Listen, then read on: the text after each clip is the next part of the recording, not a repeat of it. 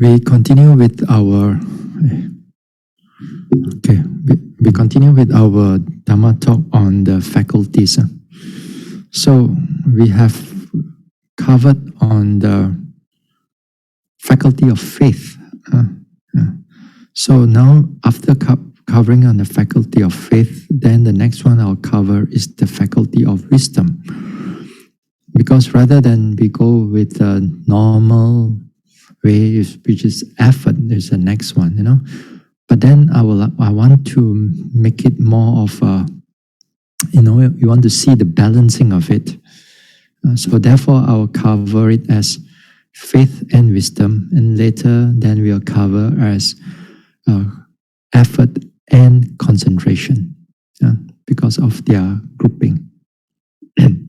Now, so last week I mentioned that faith, that this faith is connected with our wholesomeness, something wholesome, something noble, and then you put your confidence into it. Here, like the Buddha, the Dhamma, the Sangha, and the practice, but they are wholesome in that sense. So when you put this one, then you have the mind is having faith, having a clarity that the mind is free from all this skeptical doubt or all kinds of wrong thoughts.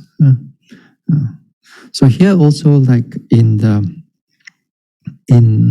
this faith that I've mentioned, that it is not all kinds of faith that we normally use it in the world. It is very specific. That means that the mind that places confidence on something that is real, that means that it exists. That means that they are wholesome in that sense, or they can produce something that produce merits, wholesome merits to you, not just any form of normal worldly faith. So this one is important for us to remember. So here, when we comes into the balancing part of it, especially like in the meditation, then I mentioned that a yogi must be careful not to bring down your faith, in the sense that while you're meditating and things are going clear, and then after that you feel like you want to go and offer to the Buddha, or you want to get up and you want to do chanting, although these are wholesome, but you are not developing the mind. You are already out of it, come out of it, and then you do something else, which is still wholesome, but somewhat lower. So if you do like that, this is a kind of in a way that the inverted comma, the balance is not right. So here it's more like whether you are the suitable type of faith or not the suitable type of faith.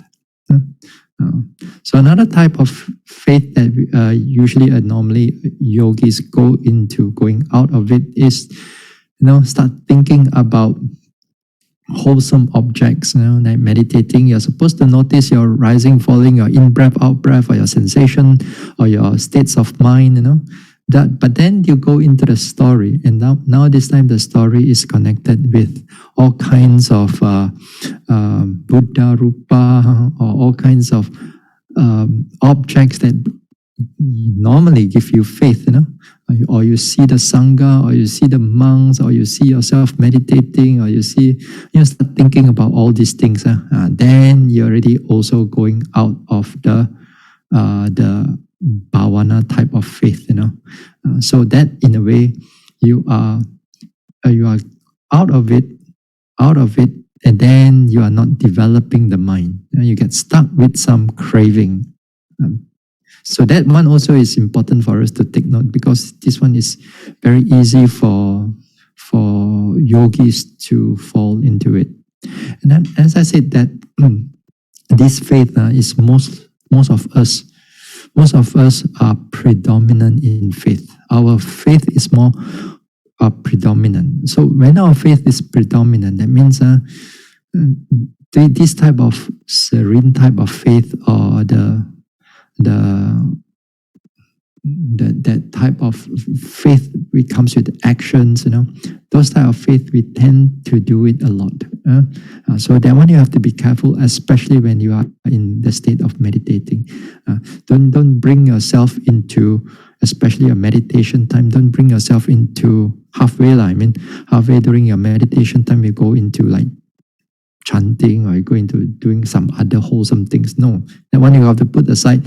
Meditation time, you have to keep yourself into meditation. That is important. Then of course, then when we have a higher type of, that means if you practice further and further until there will be time, there will be unshakable faith.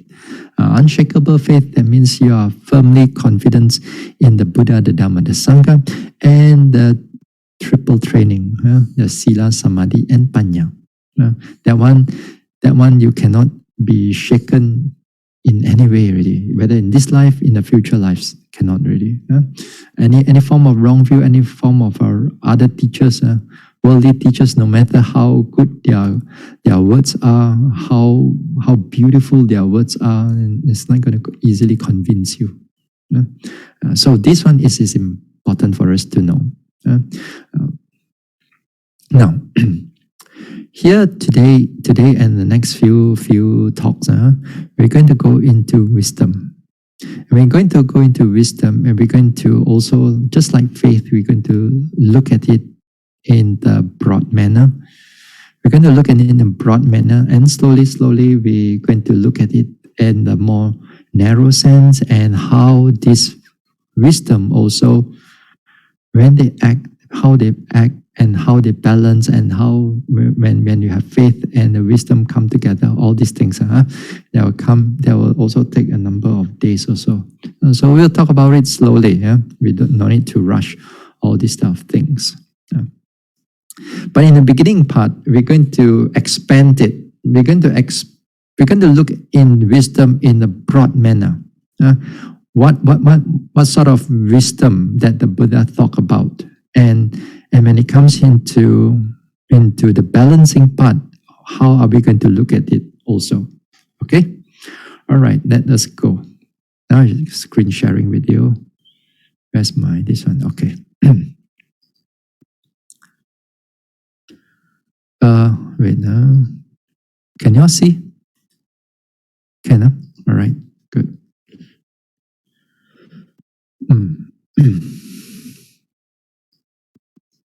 Okay. Now, here, wisdom. The Pali word is Pañña. Wisdom here in the suttas, and also in Abhidhamma and so on, there are many ways of Buddha describe it. They use different words for it. Some of you keep on looking to the screen even nearer and nearer. That means you can't even see what I'm writing. Susah already. Fu Eng Hua. Next time it's better for you to use a laptop. It's easier to see. Use a little mobile phone, so screen so small. How are you going to see all this thing? Anyway. Wise attention or wise reflection also as another synonymous name to wisdom. Also is synonymous. Sometimes we use the word insight also synonymous to this one. And knowledge also, jnana also is the same also. We use it as interchangeably. Hold on now, one minute. Okay. Hold on. Okay. So, insight, sometimes you use the word insight. Sometimes you use the word insight knowledge, as in especially like in the vipassana. This is also used as a kind of wisdom. Sometimes they use the word knowledge also is wisdom. Now the word clear comprehension also is wisdom also. Now, sometimes I interchangeably. But clear comprehension has a somewhat slightly narrow version compared to wisdom. It's like a subset of wisdom. And later maybe I'll talk about it also, between why sometimes you use the word clear comprehension, sometimes why you use the word wisdom.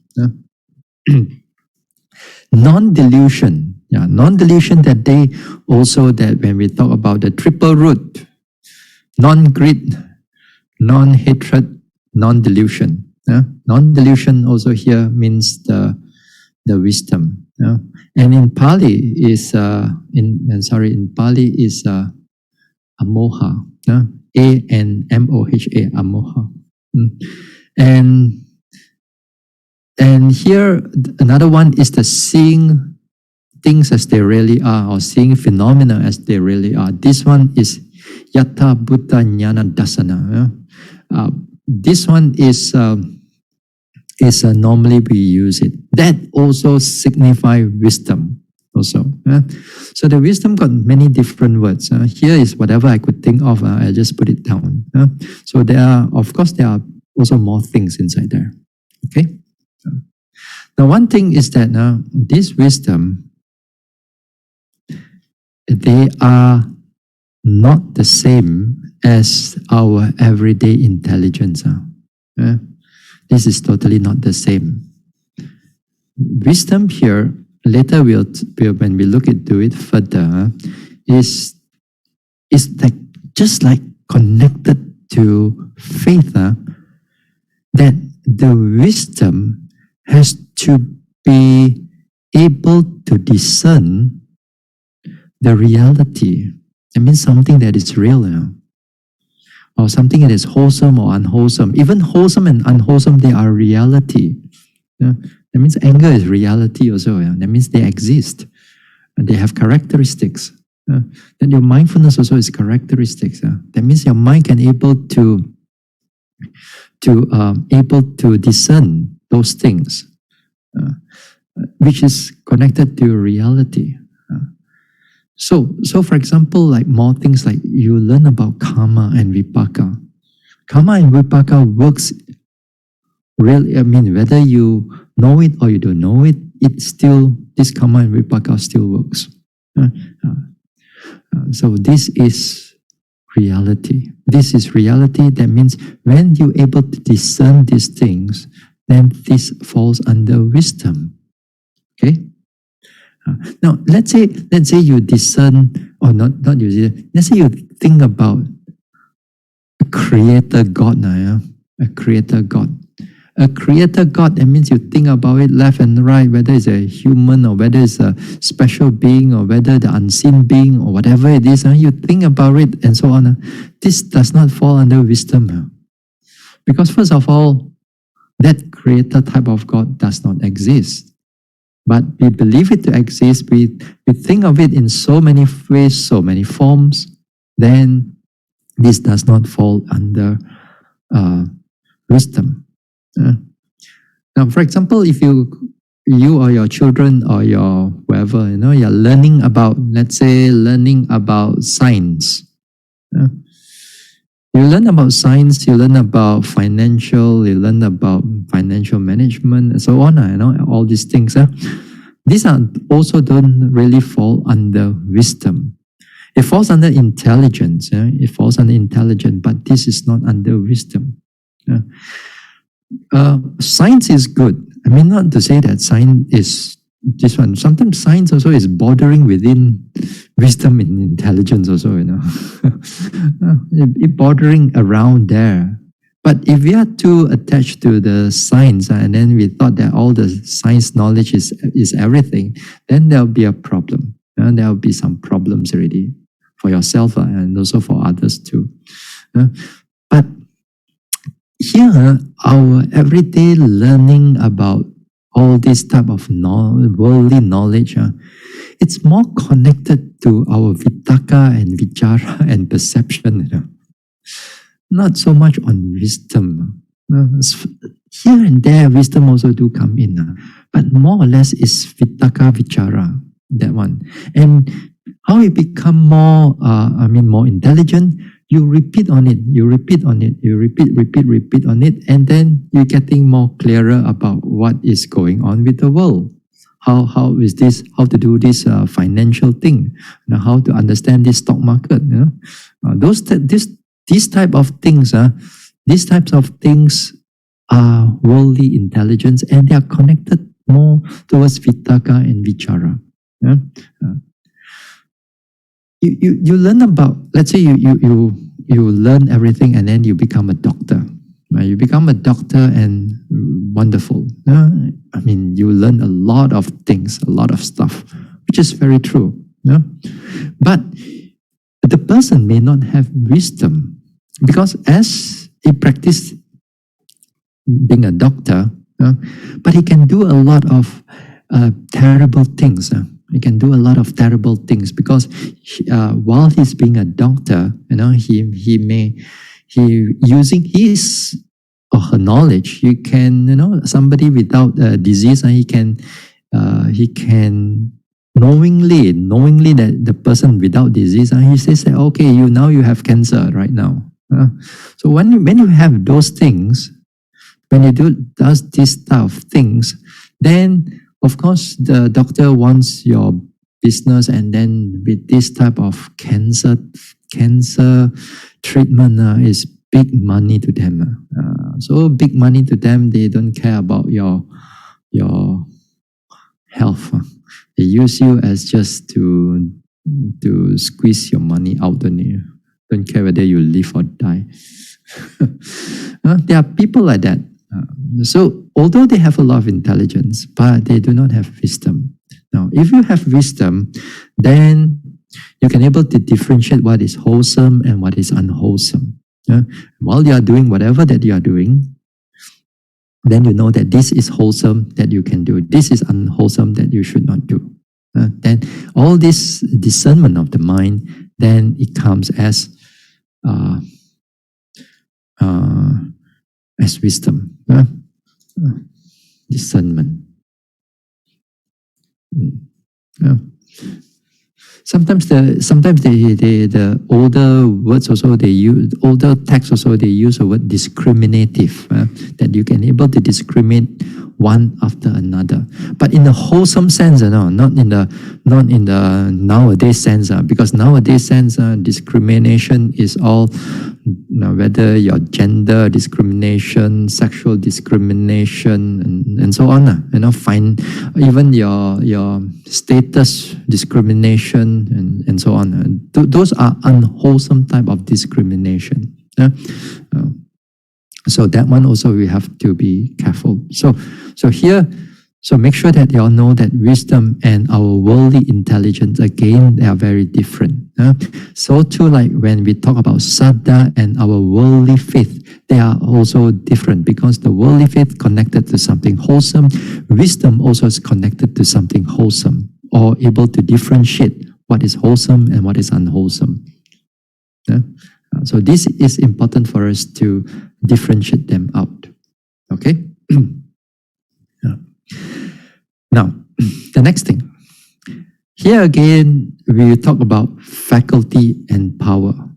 We talk about faculty and power. Again, here last week, and of course the week before that, we talk about faith. The faith is here is the faculty as a controlling factor. Then it comes as a resolution. That means it's a very, the mind able to set forth, to go forward, to achieve that goal. Power here, as a faculty, for, just to remind us again, the word faculty, as in the indriya, the Pali word is indriya. Now here the word indriya, sometimes if you look into the suttas or even in Abhidhamma, sometimes the indriya has more than just these five, Indriya, it means that something that is controlling, or for example, like like in a government. And then you have a number of ministry. A number of ministry, different ministry have a different function. So that ministry, for example, if he's controlling the financial or all the finance of the country, and then therefore that one is his area or their area. They are dominate in that sense. Now, in the suttas or Abhidhamma also, when they talk about Indriya also, sometimes the eye, as in the EYE, the eye, the ear, the nose, the tongue, those are also fall under Indriya. The five senses also can be fall under Indriya, because for the function of seeing, you need the eye. And the eye is the one who dominates the whole thing for the seeing. It's his area. You cannot, like an ear want to hear, cannot. So hearing, ear is for the hearing. That means it as an indriya, as a faculty. That means it controls, it dominates that a particular area. So too, when it comes into these five faculties, then here also the same thing. The faith control the resolution. That means how you're going to push forward your state of mind. Effort got its own controlling factor, and then mindfulness has got its own way, concentration got its own way, and wisdom here is the discernment, dasana. Dasana here means to see or to discern, to able to separate. Mindfulness don't do that, because sometimes we especially meditators, they thought that mindfulness is the one to see things as they are. You can, while you have a lot of mindfulness, you can see this rising, falling, moving this way, that way. Of course, sometimes we generalize the whole thing. It's easier. You not have to go and explain so many things all the time. So generally, we say if you're mindful, if you're sharp, if you're clear, then you can able to see a lot of things in the in-breath, out-breath, rising, falling, sensations, and so on. Normally, we use it generally. But when we are talking about faculties, we got to be very specific. Mindfulness is for to keep the mind in the present, very clear in the present, but it does not do the discerning factor. Whether your rising, falling, go left and right now, the mind, if your mindfulness is there, then it's there. But the wisdom is the one who discern it out that, this one go this way, that one go that way. It go left, it go right, it go top, it go bottom, it go round, and so on. That is the nature of wisdom. It's discern the whole thing carefully. Or sometimes you notice the rising, falling, and then after that, you notice, the mind also is knowing the rising and falling. How does it know the mind and the body separately? Because the power of the wisdom or the faculty of wisdom to able to discern those things. That is the wisdom's area, wisdom ministry, as a faculty. Sometimes you go to university also, they use the word faculty, faculty of biology, faculty of chemistry, faculty of humanistic science, or something like that.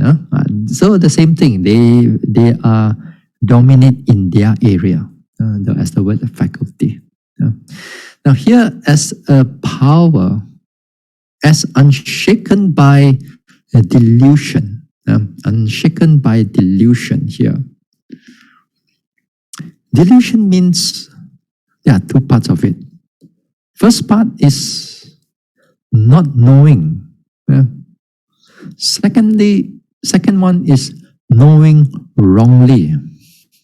Okay, first one is not knowing. Second one is knowing wrongly. Not knowing, what does it mean? Not knowing means, for example, you do not know the Four Noble Truths. although those things exist, you do not know about it. There are some people, like for example, even gratitude or respect or moral aspect of it, they are also completely in darkness of it. Although people talk about it, their mind totally shut them down. Delusion, not knowing. Or knowing it wrongly. Knowing it wrongly, that means you thought that you talk about this body, these five aggregates, these five aggregates, head, hair, these materiality, feelings, and so on. Then you think about it, think. There must be a self inside that. The I must be connected to it, all these five aggregates. So knowing it wrongly, so that also fall under delusion, moha. Sometimes some teachers also separate between moha and avijja also. You know the word avijja as we use it in the first one in the dependent origination. Sometimes there are some teachers says that the avijja is not knowing. Moha is more like you know things wrongly.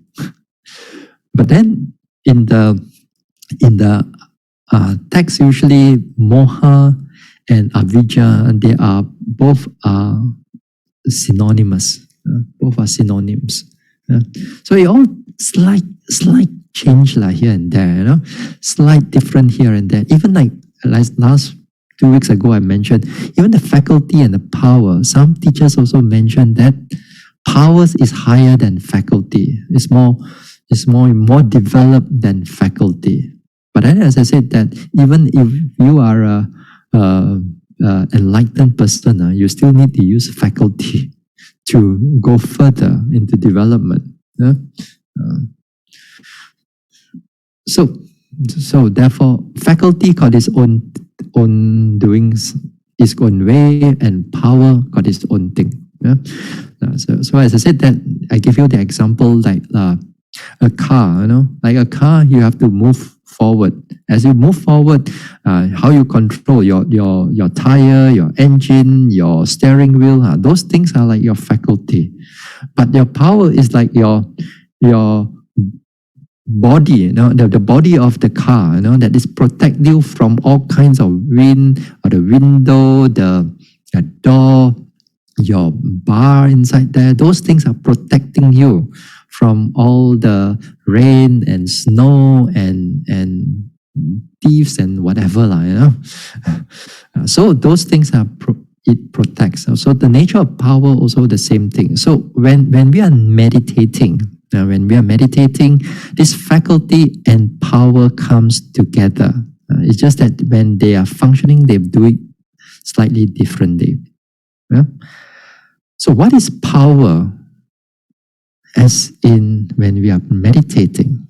Now here, this power, when it comes into meditation, just give you a simple example. I give you a simple example that, that you see, faith, effort, mindfulness, concentration, and wisdom. Okay? When you are meditating, if you are not careful, you only exercise first one, second one, third one, and fourth one, but you didn't exercise the fifth one. If you don't realize that you don't exercise the wisdom part of it, then your meditation won't go very far. You're mindful, but you won't go very far. I give you an example. Give you two simple examples. Two type of yogi. One type of yogi, the first type of yogi, he meditates in this way. He watch the in-breath, out-breath, or he watch the rising and falling. When you watch the rising, falling, we watch rise, fall, in-breath, out-breath, in-breath, out-breath. Then, when it comes to the interview, so the teacher asks, what do you note? I note the rising, falling. There or not? It was there? Yeah, it was there. Anything else or not? Nothing already. Rising, falling. Hello? What's so big deal about it? In breath, out breath, what is there to see anymore? Just in breath, out breath only now. My mind don't run away. I can able to notice it very quite clearly. Yeah? Exactly, this is only when you practice 1, 2, 3, and 4. Yeah? When you note an object, when you note the object, you don't realize that you have all these 4, but it is already present in you. You're able to note it. Your mind is not distracted. You can able to notice the object. Are you present? Yes, you are actually very present. You're clear? You're still clear. Not to say that you're not clear. You're not having a lot of floating thoughts here and there. You can still able to notice. Yeah? But can you notice it deeper? No? Can you notice it more clearer, more sharper? Then cannot really. You only can able to notice the rise, fall, rise, or rising, falling, in breath, out breath, long, short, fast, like that only. Nothing else already. That is what I mean by this noting is lacking of that wisdom. Now we look at the second type of the yogi. Now the second type of yogi, it comes also with wisdom. Because you see, wisdom cannot arise if there's no mindfulness on her. Wisdom can only arise when there's mindfulness. It cannot like simply, I don't want mindfulness, I don't want the faith and effort, I just want my wisdom will do. Cannot. So all this faith, effort, mindfulness, concentration, they have to come first. Then only the wisdom will come. Because this wisdom, you see the first one and the 1, 2, 3, 4, the first 4, they are not optional. When your mind is noting, the 4 will be there already. Okay? But the 5th one is something optional, the wisdom part. If you don't exercise it, it doesn't come. So you will have to exercise it in order for it to come. So how do you exercise it? Then this will come to the second type of yogi. Now the second type of yogi, when he watch the rising and falling, he watch it carefully. How's the rising, falling is moving? He watch rising and falling. Oh, this rising, it's longer than the falling. Now, a few times it go longer than the falling. I noticed that when the falling is a bit short, then the rising is a bit longer. Now, the yogi is discerning the rising and falling. Or the in-breath, out-breath also the same thing. He noticed the in-breath, out-breath. He noticed that, hey, this in-breath, out-breath, one of the nostril is warmer one. How come the other nostril is cooler one? And then he can able to notice it quite clearly, Not one time, but repeatedly a number of times. Then that means some degree of exercising of wisdom is coming in. That means there's a value added in the noting part of it. So he noticed it or she noticed it that how this rising, falling is going this way, going that way, changing here, changing there. So that is important.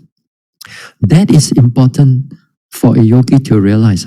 Because a lot of times, yogi don't exercise wisdom and they unknowingly meditating for some time without realizing that this wisdom is not being exercised properly.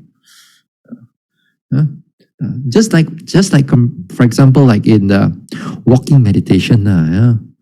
Walking meditation is that you walk up, walk down. Mind run or not, mind don't run. But pleasant walk or not, quite pleasant walk.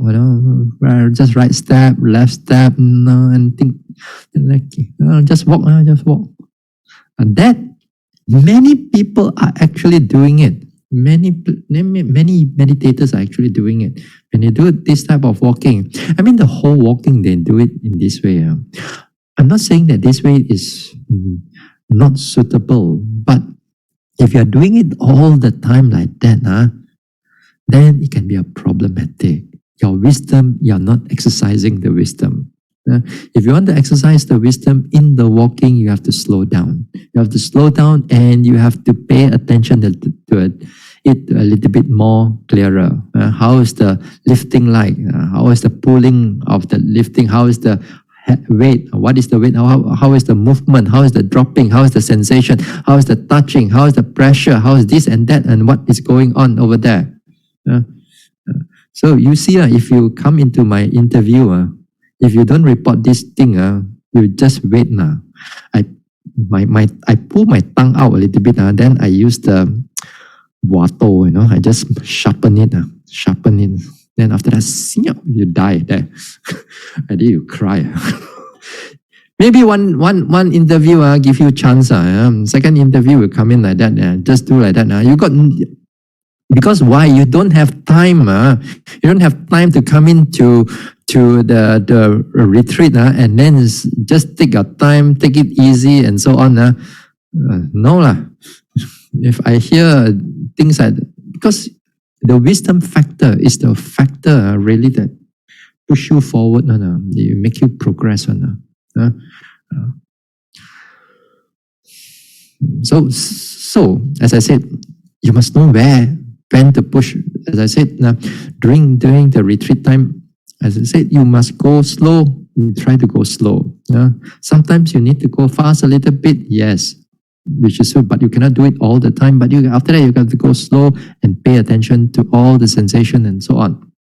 Then in the sitting, you have to make sure that you notice the pain thoroughly, clearly, penetratively, how the pain is like, pulling pain, hard pain, soft pain, this pain, that pain, and then you exercise your wisdom factor. If you just sit there, how's the pain? Pain is pain now. What is there anymore? Pain, hello? Then people report to me like that, Not to say they don't. This is where I have to train them, in order for them to see a little bit more. So this is how you train yourself. All this, sometimes the words when I use, hey, you have to watch this, you have to watch this way, watch that way. I don't use the word wisdom and clear comprehension and so on. If you're able to follow what I said, you really follow what I said, then you're already exercising it already. So during the talk like that, I explain a little bit more that at least you know. So the next time when you come into your practice, make sure that you know how to exercise your wisdom. All right? Okay. Now. Oh, yes. As I said here, this is the sutta, one sutta here. Let me put it a bit wide, bigger for all of you. You can see, okay. Because there are these 5 powers. What 5? The power of faith, the power of energy, the power of mindfulness, the power of concentration, and the power of wisdom. These are the 5 powers. Among these 5 powers, the power of wisdom is foremost. The one that holds all in place, the one that unites them. Just as the peak is the chief part of a peak roof house, the part that holds all in place, that unifies them. So among these 5 powers, the power of wisdom is foremost. The one that holds all in place, the one that unites them. So this one is Anguttara Nikaya 5:16. If you've got time, go and have a look. So even the Buddha mentioned the power of wisdom is foremost. That means the quality of wisdom and the mental factors of wisdom, that one is foremost. Now, when we say that this wisdom is foremost, there's a lot of meaning into it, There's a lot of meaning into it. I just give you a few examples. Give you a few examples. Okay. All right. Give you a few examples. Give you here. Now the day we talk about why 4 Rupa Jhana and why 5 Rupa Jhanas. When the sutta mentioned that in the 4 Rupa Jhanas, the 4 Rupa Jhana, as in the suttas, the first jhana, second jhana, third jhana, fourth jhana. And then we have the 5 Rupa Jhanas, like mentioned in the Abhidhamma. This one was during in the Q&A, one of the Q&A session, almost towards the end already. I'm not sure that time your concentration is still there. No, or your mind is already running already. Anyway, what I mentioned is this. This four jhana and 5 jhana it's depending on how sharp your wisdom is. If your wisdom is sharp, you attain 4 jhanas. If your wisdom is not so sharp, but still got wisdom, then you attain 5 jhanas. Then you attain all the 5 jhanas. That means what I'm saying is that if you have wisdom, like when you are intelligent in school, you can jump class on it. Yeah, you can jump one form or one standard. You're faster than your own friends at the same age. So too, when you have wisdom, also the same thing. If you're sharp in your wisdom factor, you go through 4 jhanas only. You don't have to go through all the 5 jhanas. But if you just mediocre like that, like all of us here, mostly I think so, we go through all the 5 jhanas. If we can reach until there, if we can reach until there. So the Abhidhamma and Sutta is not much of a big difference. It's just because of the wisdom. How sharp is the wisdom? Okay? So it's because of the wisdom, all right? Now, the next thing, why this one is also foremost. I've talked about this thing, insight leading to emergence, about, let's say, maybe somewhere in March or April. The one when I was talking about the third noble truth. I talk about exactly the time when you enter into Nibbana. How does the concentration comes in? And I mentioned it quite a lot. And I'm not going to mention all those things here, but what I'm trying to say here is that you see this word average mental faculties and keen mental faculties. Now, average mental faculties, again, is just like the one in 4 jhana and 5th jhana, same thing. But here when those average mental faculty compared to acute or sharp mental faculties, especially when the wisdom is very powerful. Here you see there's one thing that is missing. PR here, this is called a preparation consciousness. That means you got the average one, you got one extra consciousness before the thing, before the Nibbana comes. So those with the sharp wisdom, sharp mental faculties especially, this one is the missing one consciousness there. You see?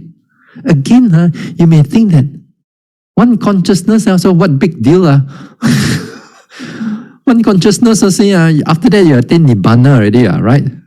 But the thing is that because of your sharp faculties that you have, next time when you enter into Nibbana, it's so much more faster. It's much more faster, much more clearer compared to an average mental faculties. You see, again, another thing is that, you see all this VMPR, CNCH, vibrating bhavanga, arresting bhavanga, mind or consciousness, preparation consciousness, access consciousness, conformity consciousness, change of lineage, path consciousness, friction consciousness, and the Nibbana element. And it's the Nibbana element. Okay. Now, this consciousness that is going to flow through, for those who are average mental faculties, you can't, most probably you won't able to see all the consciousness that passing one after another. Most probably. What you will see that the whole thing is just go and Nibbana already. It's just like passing through a gao liao, Nibbana liao. How do you arrive there? Those people without the sharp wisdom, even able to see, we just know that this, Nibbana already. But the one with the sharp wisdom, then is different. He can able to dissect, he can able to dissect and discern one consciousness after another consciousness, and how that Nibbana able to be realized. that is a big difference. There's a big difference. Like for example, like Sariputta with the keen mental faculties very sharp. They can able to see one after another, all this consciousness. I mean, during Buddha's time, people are the sharp mental faculties on taipa a lot, Here, very difficult for us to get one. Even want to attain nibbana also susah already. Here, you want to talk some more. Oh, you got average kakin. So anything give you also you sapu already. Just like any vaccine give you right now, you also sapu already. You also take already. Right? So, but just to differentiate why the wisdom is important, because the wisdom, when the wisdom is strong, everything else is strong. When everything else is strong, your development or your attainment of nibbana, how you realize nibbana also slightly different. Not only this, but also when you are in jhana, also the same thing. How you attain jhana, also the same thing. Again here, the average faculties again he got extra preparatory consciousness there. Whereas with the keen one, and I mean the sharp faculties is missing one also. It's the same also with those with jhana and those with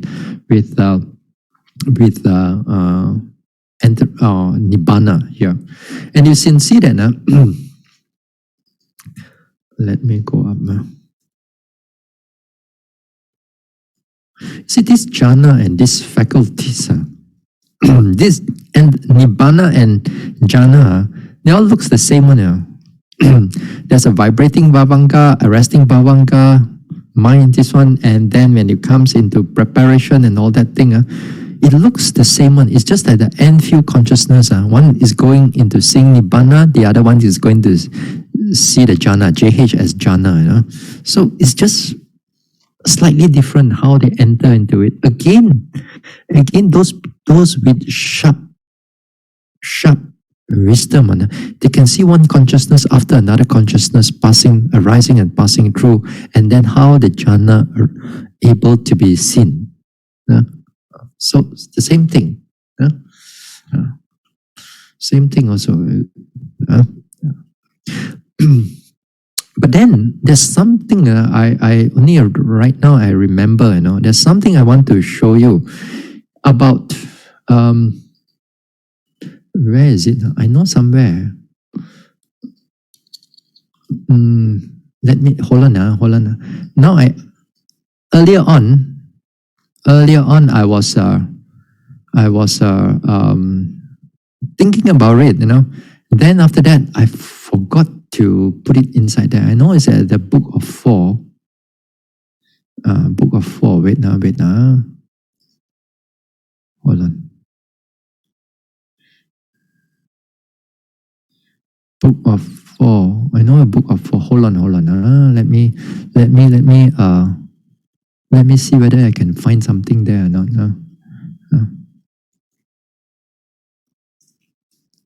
Oh, so many.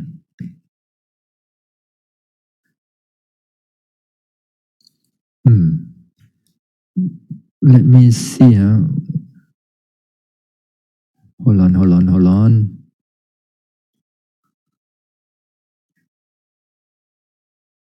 Yes. Okay. Got it. Okay. Now I share one screen with you. Let me go back to my Zoom. Okay.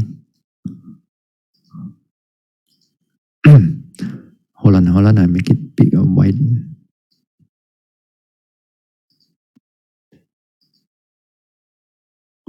I want to. Let me go wider for you. Bigger font. It's like more.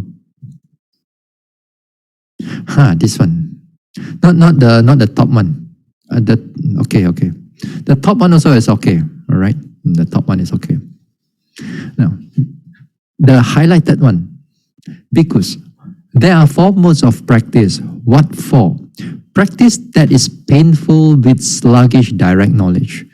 Practice that is painful with quick direct knowledge. Number 3, practice that is pleasant with sluggish direct knowledge.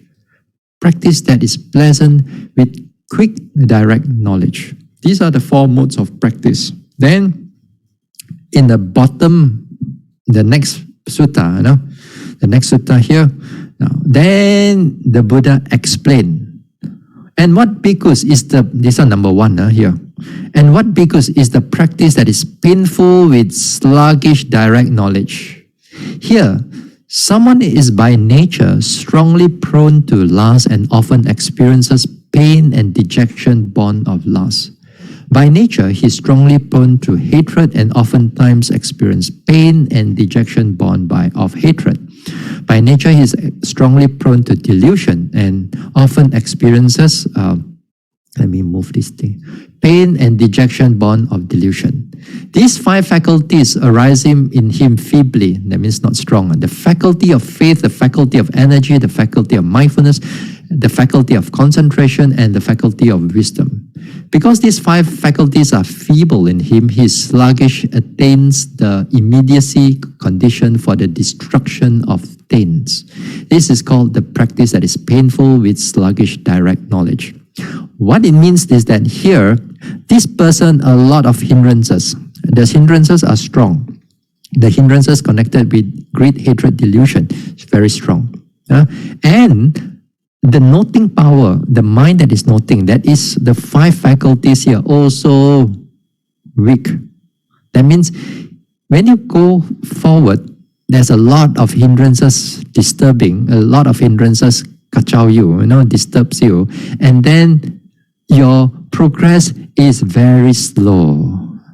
Sluggish attain, that means very slow. The second one, then you can, the practice is painful. What is practice is painful with direct knowledge.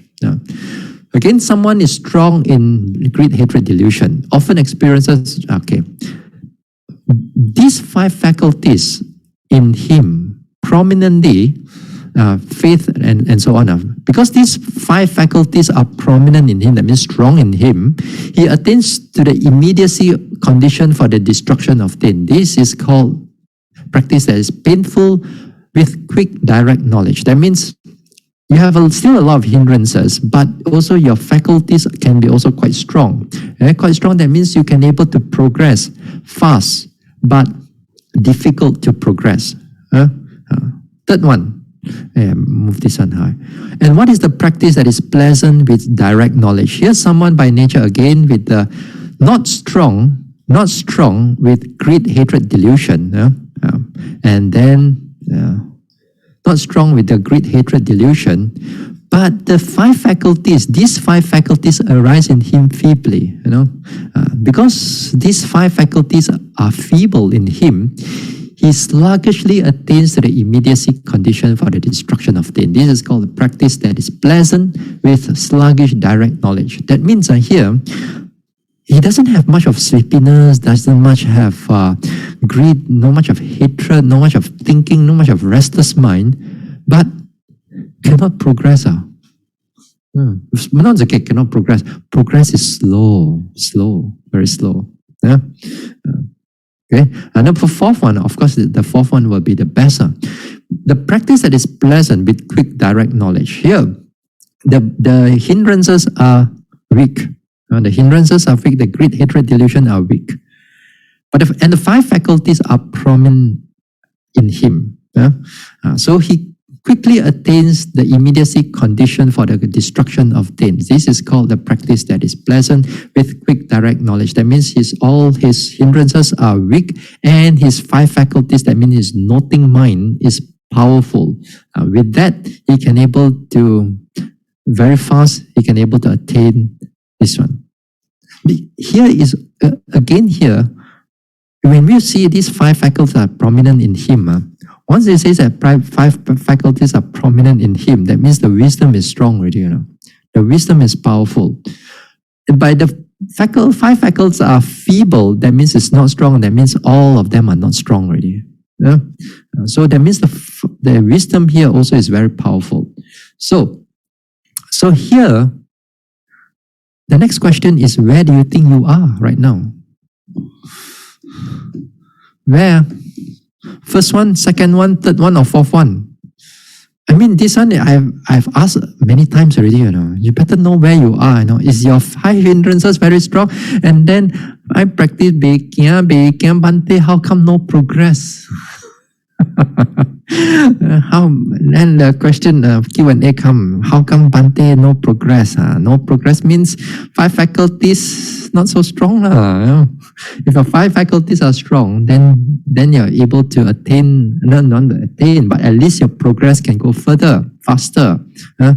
Again here, your hindrances. If your hindrances are weak, then it's easier for you to practice. If hindrances are strong, every now and then you have to struggle with that thinking mind, after struggle with the sleepiness, after finish sleepiness, after again thinking again, then you see that fellow you don't like, you hate, you don't like that yogi, you don't like this yogi, you don't like your room partner, everything. A lot of problem on. Talk about, sorry to say, sometimes the yogis, especially the ladies, sorry. Sometimes they want the curtain to open, want the curtain to close, also quarrel. one the fan, one don't like the fan, also quarrel. Yeah. Even come into the best condition and everything. This our sometimes our hindrances, our hatred and all on, so still very strong. So here you see yourself where you are. You see yourself where you are. You think that you progress fast, and yet you still have a lot of hindrances. Then you got to work on your hindrances a little bit more. Anyway, within that 1, 2, 3, 4, what is good is this: at least you must have a quick, direct knowledge. That means your faculties must be strong. Whether you have more hindrances or less hindrances, both also, I mean, it's okay. It's still all right. You still have to deal with them. But the quick, direct knowledge on that is important, because the quick, direct knowledge, hopefully you can able to attain it in this very life, at least the Sotapanna in this very life. You don't have to wait until future lives, you never know. So quick, direct knowledge is important. But nevertheless, this 1, 2, 3, 4, these are not your it's not fixed on, these are not fixed. This is changing. This is changing. And our faculties and hindrances are changed as we progress. So it is good that you keep on practicing, keep on cultivating, then you'll realize that a lot of times your hindrances, your thinking also not so strong anymore. Then your penetrative part of it also become very clear. So this is something that from the suttas. Many times I talk about it in the Dhamma talks during retreat, but I don't show them where all these things, because a lot of work to do. Here is a bit easier. There's a lot of I don't have to do much of it. Now we go through the next one again. All right. We go up here. Now here, again here, just before we go, all right. Again, we want to differentiate again with wisdom. Now earlier on we said that wisdom and intelligence, they're all different, right? Here we want to differentiate the wisdom a little bit more further, especially the Visuddhimagga also mentioned about between wisdom and mere knowing or normal thinking or intelligent or cognizing. Now in the Visuddhimagga, it is mentioned that to understand what is wisdom and what understand as thinking and understand as what is wisdom and or mere again. No. Anyway, it gives you three this one. One is a child, one is a villager, and one is a money changer. Now, wisdom here is a special way of knowing, separate from perception and cognizing. This one, after that, I'll come back with this. Now, I want to show you another one. I show you another. Oh, I got to stop sharing first. Okay, I'll show you another share of screen. Here. Okay. Here. Okay, here.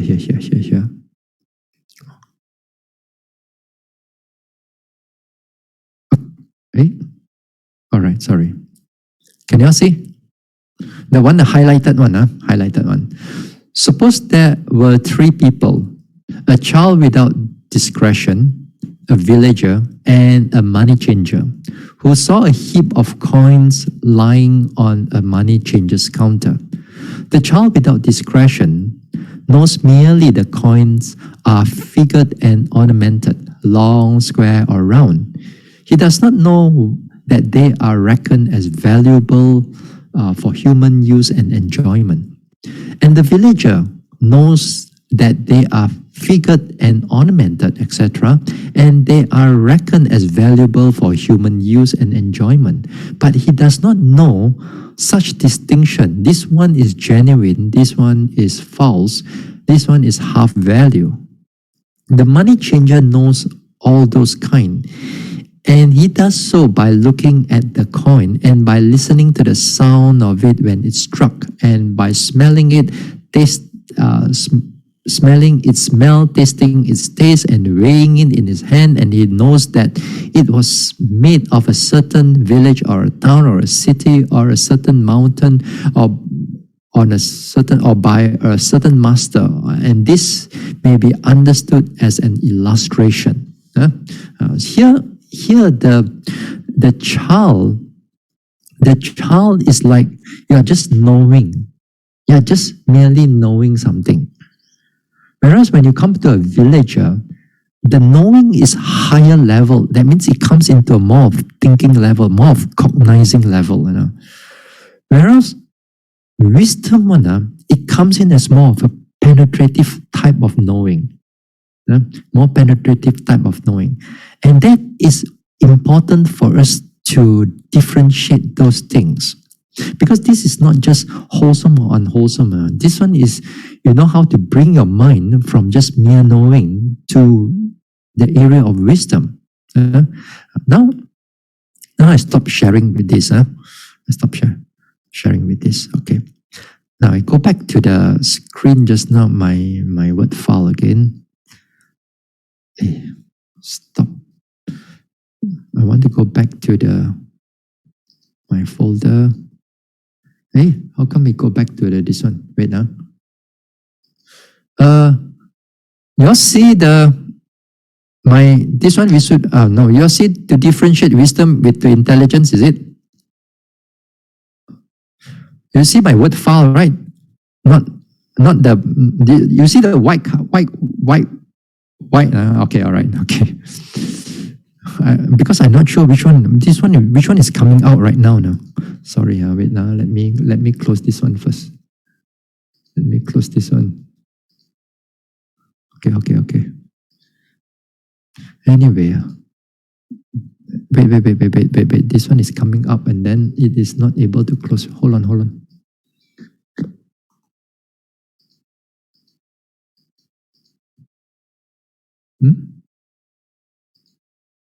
Okay, hold on. Just a little bit more before we do this, before we go, we finish. But it doesn't seem to this one. Anyway, let me share the screen again. Just before we go, something I want to mention something. Just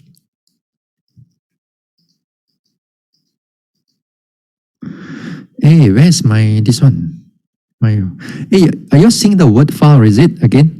Okay, word file. Anyway, I can't see because where's my thing? Anyway, now below there I put the penetrative mindfulness, right? Penetrative mindfulness. Now, in order for us to understand, this, for us to understand